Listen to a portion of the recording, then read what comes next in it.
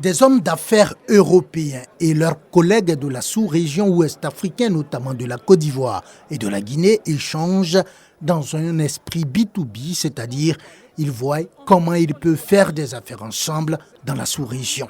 C'est un cadre offert au secteur privé par la première édition du Business Forum Afrique de l'Ouest Union européenne.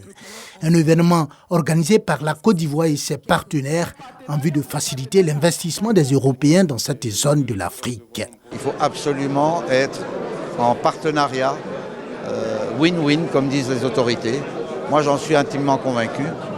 Je suis ici, je suis belge d'origine et ivoirien d'adoption.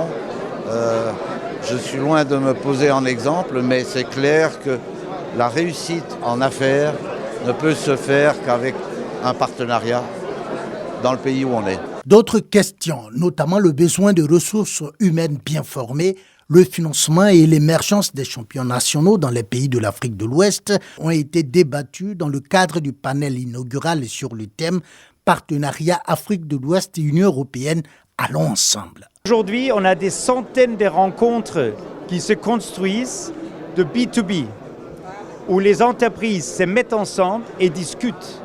Et honnêtement, mon espoir personnel est pour ces forums des affaires qu'il y a des couples qui se forment.